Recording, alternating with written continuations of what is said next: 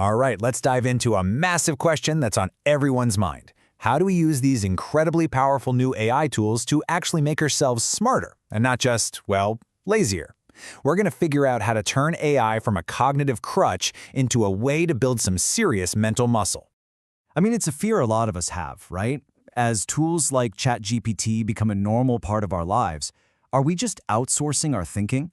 Are we handing over our ability to reason and remember just for the sake of convenience? It's a real question. But here's the wild part.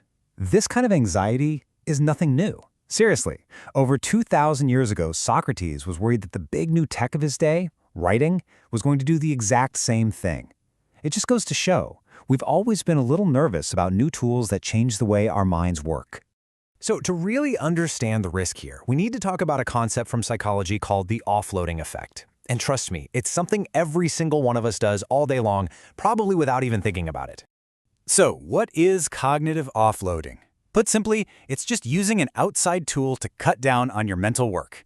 You know, the classic example is a shopping list. Instead of trying to remember milk, eggs, bread, you just jot it down. You've offloaded that task from your brain to the paper. Seems harmless enough, right? It frees up brain space. Well, here's the catch.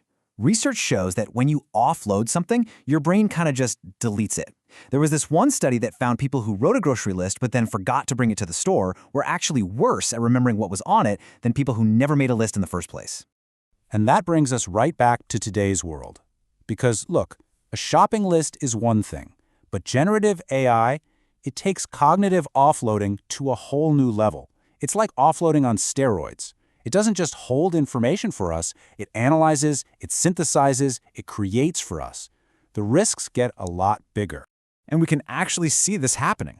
This chart shows some fascinating data from neuroscientists who put EEG caps on people to measure their brain activity while they wrote essays. The results were, well, they were pretty stark. The people who just used their own knowledge, their brains were firing on all cylinders, super high connectivity. Using Google was somewhere in the middle. But the group that went straight to ChatGPT, they had the lowest level of brain engagement by far. They were basically letting the machine do the heavy lift. And look, this isn't just a number on a chart. It has real-world consequences. Those same people from the study, they actually had a harder time remembering and quoting from the very essays they had just written with AI's help.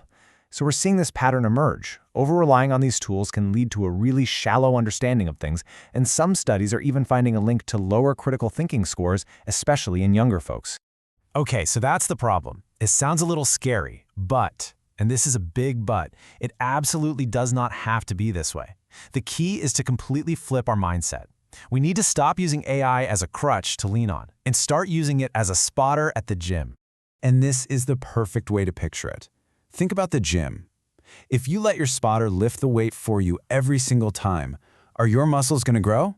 No way! They'll get weaker. That's cognitive offloading.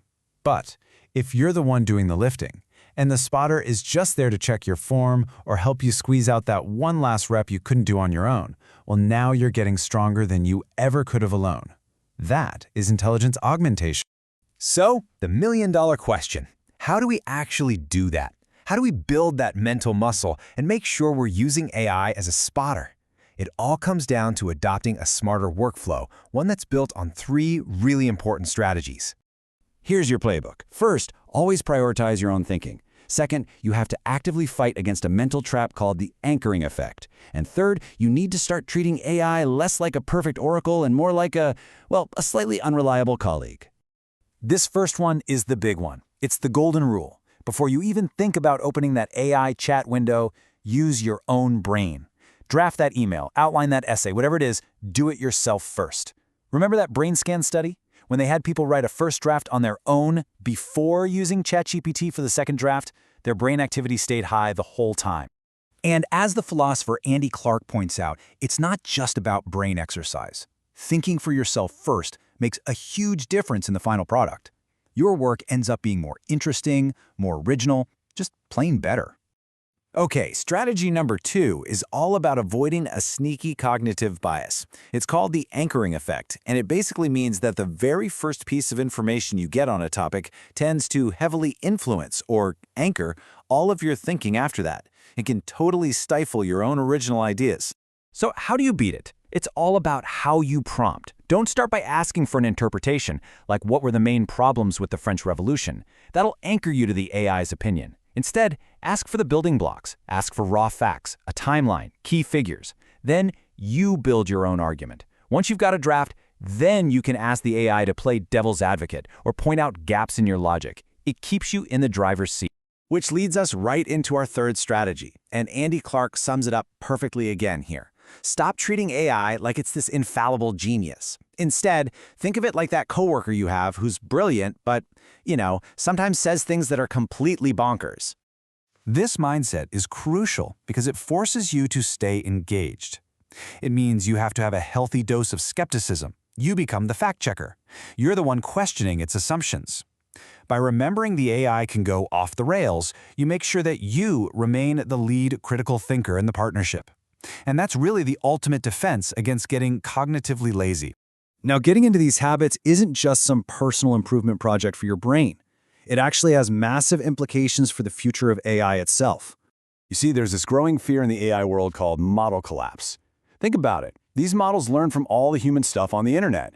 But what happens when the internet starts getting flooded with bland, generic, AI-made content? The models start training on their own mediocre output. It's like an echo chamber where the quality just keeps degrading over time. So by following these strategies, by thinking for ourselves and putting new, original, human-driven work out into the world, we're not just keeping our own minds sharp, we're actually feeding the AI ecosystem the high-quality food it needs to stay sharp too. Which brings it all back to a simple choice. These tools are here to stay, and they're only getting more powerful. The question isn't if we'll use them, but how. So, the next time you sit down to tackle a problem, ask yourself, are you reaching for a crutch to do the work for you, or are you looking for a spotter to help you get stronger? The answer to that question is going to shape a lot more than just your own mind. It's going to shape the future of intelligence itself.